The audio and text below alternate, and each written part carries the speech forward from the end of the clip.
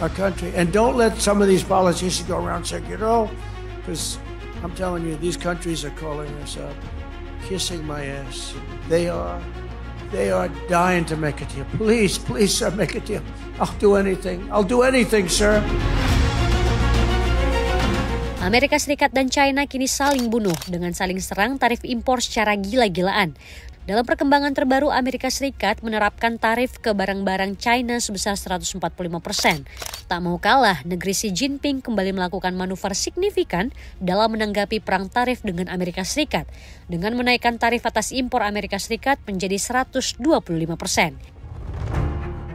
My fellow Americans, this is Liberation Day. Waiting for a long time.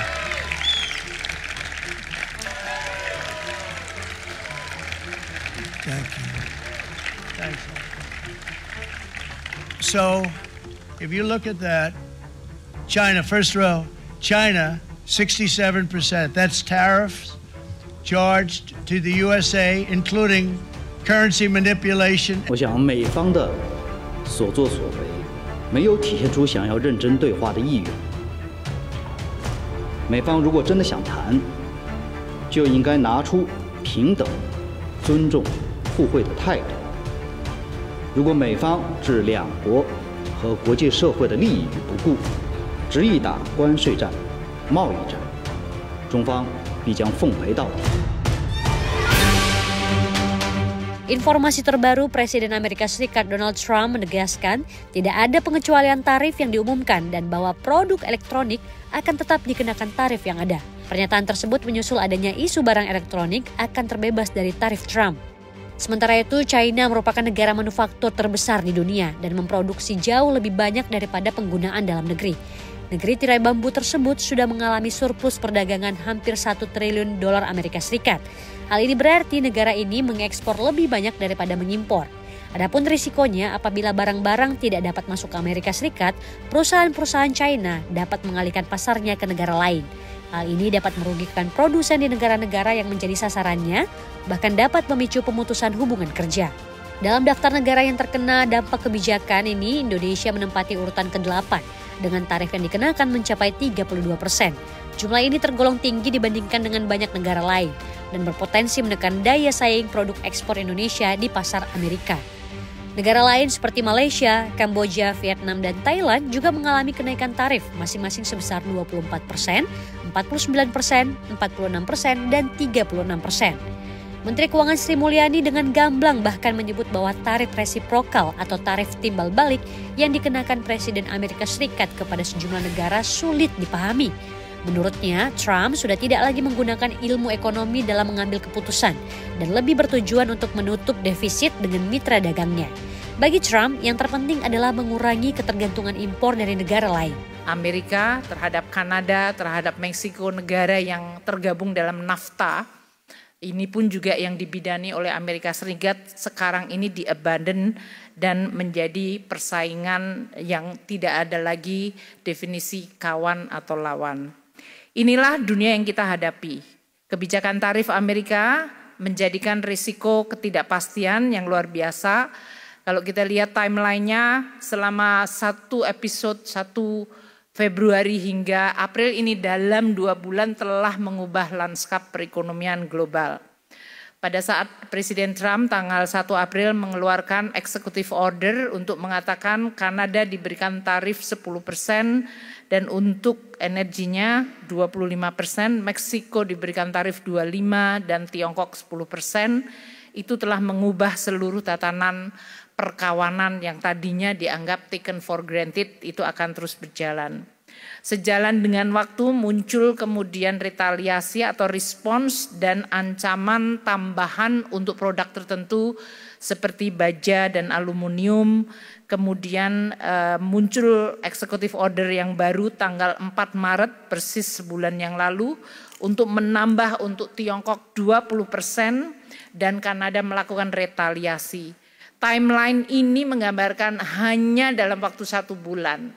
Dunia yang tadinya digovern dengan rule base sekarang tidak ada lagi kepastian. Ini yang menjadi salah satu yang perlu untuk kita perhatikan di dalam kita mengelola ekonomi. Tidak kita terus-menerus terkaget-kaget, namun pada saat yang sama kita tetap waspada. Tarif resiprokal yang disampaikan oleh Amerika terhadap 60 negara menggambarkan cara penghitungan tarif tersebut yang saya rasa semua ekonom yang sudah belajar ekonomi tidak bisa memahami. Jadi ini juga sudah tidak berlagu lagi ilmu ekonomi. Seperti sejumlah negara lainnya, Indonesia juga berniat bernegosiasi dengan Trump. Indonesia akan mendapatkan kesempatan pertama untuk bernegosiasi dengan Amerika Serikat terkait tarif impor yang ditetapkan sebesar 32% oleh Presiden Donald Trump. Menteri Koordinator Bidang Perekonomian Erlangga Hartarto mengatakan sejumlah menteri kabinet pemerintahan Presiden Prabowo Subianto akan terbang langsung ke negeri Paman Sam pada 16 hingga 23 April 2024 untuk melakukan negosiasi tersebut. Hari ini kami melakukan rapat koordinasi teknis terbatas.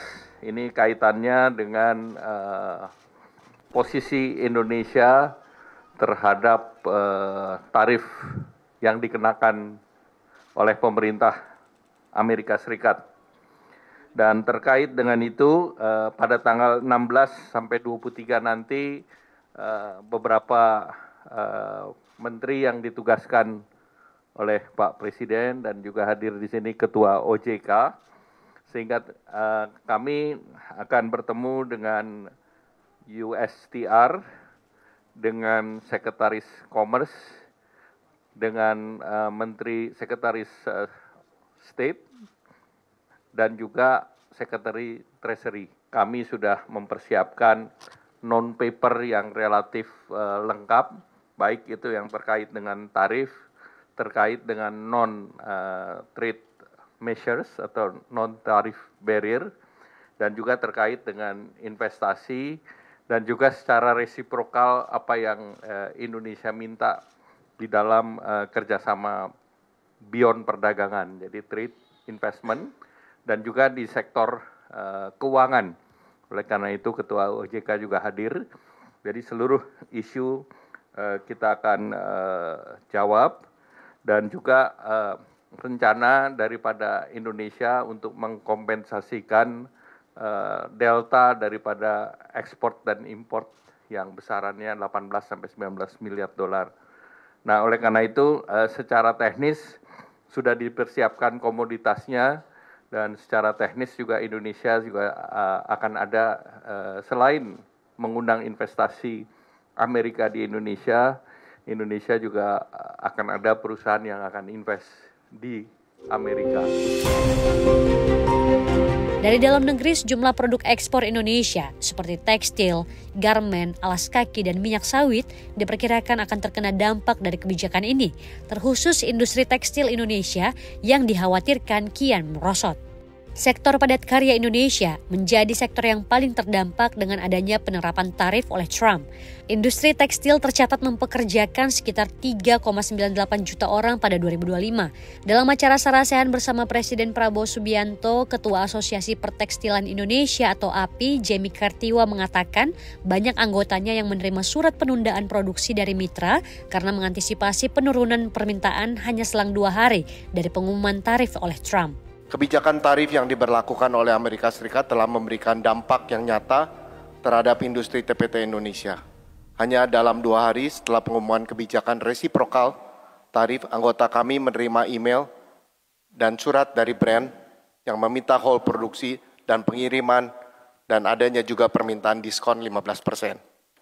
Kita harus bersiap menghadapi demand shock yang serius. Para buyer di Amerika memperkirakan penurunan permintaan yang tajam hingga 30%. Dampak dari oversupply, produksi dan likuidasi barang-barang yang dibatalkan perlu segera dimitigasi agar tidak menimbulkan kerusakan yang lebih besar pada industri. Namun di tengah tantangan ini, terdapat potensi solusi yang dapat kita eksplorasi melalui mitigasi resiprokal tarif. Adapun industri furniture mempekerjakan lebih dari 962.000 tenaga kerja di industri kecil, menengah maupun besar pada 2023. Dengan menurunnya permintaan dari pasar Amerika Serikat, ancaman pemutusan hubungan kerja menjadi nyata. Sementara itu, pengusaha baja mengungkapkan dampak langsung dari penerapan tarif Trump ke industri baja dalam negeri tidak begitu besar. Namun, produsen baja dari negara lain pasti akan mencari jalan untuk memasarkan produk mereka, sehingga pengetatan perlindungan baja dalam negeri akan sangat dibutuhkan. Dampak daripada tarif yang dikeluarkan oleh Presiden US memang tidak berdampak langsung pada kita. Tetapi yang kita harus antisipasi adalah pagarnya, bagaimana produk-produk yang harusnya dari overseas ke US ini pasti mencari pasar ya, yang perlindungannya terhadap produk dalam negeri setiap negara itu lemah ya, dan salah satunya dari Indonesia. Momentum ini bisa digunakan dengan memperbaiki regulasi-regulasi yang mengarah kepada memberikan perlindungan terhadap industri baja di dalam negeri. Di sisi lain, Ketua Umum Asosiasi Pengusaha Indonesia atau APindo Sinta Kamdani meminta pemerintah berhati-hati dalam melakukan negosiasi atas kebijakan tarif yang diberlakukan pemerintahan Presiden Donald Trump. Di sisi lain, Sinta mengusulkan agar perusahaan di Indonesia diizinkan untuk mengimpor langsung barang dari AS tanpa pihak ketiga. Kami bisa melihat bahwa Presiden Trump ini hanya melihat he's a transaction man, Pak. Jadi dia hanya lihat deal. Jadi apa yang kami lakukan dari pelaku usaha swasta, kami langsung menghubungi mitra kami di Amerika untuk melihat. Karena Amerika itu jelas mau melihat bagaimana bisa menurunkan defisit. That's it, Pak. Tapi tidak mungkin pemerintah hanya mengatakan, oh kita mau menurunkan defisit dengan mengimport ini. Yang pasti Amerika mau tahu berapa yang kamu bisa import. Kapan mau diimportnya? Nah, oleh karena itu adalah salah satu tugas kami, Pak. Dari pelaku usaha swasta, ada beberapa memang komponen-komponen komoditas import. Seperti contohnya tadi sudah kapas, kemudian ada juga jagung, ada juga wheat, gandum. Ini beberapa hal yang kami langsung berinteraksi dengan pelaku usaha di sana untuk bagaimana kita bisa meningkatkan import. Tapi kami mohon, Pak, bahwa ini bisa langsung diimport oleh industri. Jadi maksudnya tidak ada melalui pihak-pihak ketiga. Karena ini akan jelas langsung meng-cut beberapa permasalahan yang dihadapi. Kemudian yang terakhir, Pak, yang ingin kami sampaikan, terakhir adalah bahwa pada prinsipnya di dalam kami melakukan deregulasi itu sudah memang disampaikan hal-hal yang sangat penting. Menanggapi terkait permasalahan impor, Presiden Prabowo Subianto menginstruksikan kepada jajaran pemerintahannya untuk menghapuskan kuota impor, terutama untuk barang-barang yang menyangkut hajat hidup orang banyak. Sebab kuota impor dinilai menghambat kelancaran perdagangan. Instruksi tersebut sama halnya dengan Prabowo akan membuka keran impor. Mendukung kebijakan Presiden Prabowo, Menteri Keuangan Sri Mulyani Indrawati menilai kebijakan tersebut dapat mengurangi beban transaksi dalam perdagangan ekspor-impor Indonesia, terutama di tengah dinamika ekonomi global yang penuh tekanan. Saya minta ya, ada Menteri Pertanian, ada Menteri Perdagangan, nggak usah ada kuota apalagi semua, nggak ada kuota. Siapa mau impor daging, silakan, siapa aja boleh impor. Saudara-saudara, mau impor apa? Silakan, buka aja. Rakyat kita juga pandai kok, ya kan? Jangan bikin kota-kota, habis itu perusahaan A, B, C yang hanya ditunjuk, hanya dia boleh import. Enak aja, iya kan? Udahlah, kita sudah lama jadi orang Indonesia, udah nggak pakai. Jangan pakai praktek-praktek itu lagi gitu.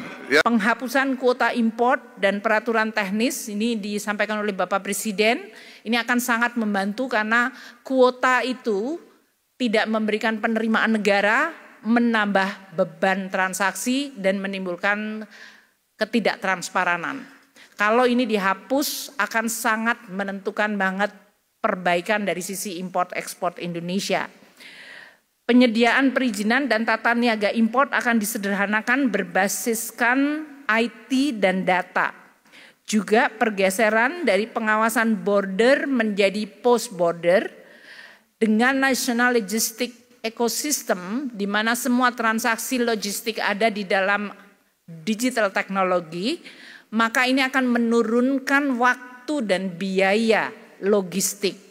Saat ini 53 pelabuhan dan 7 bandaran sudah terkonek dengan NLI.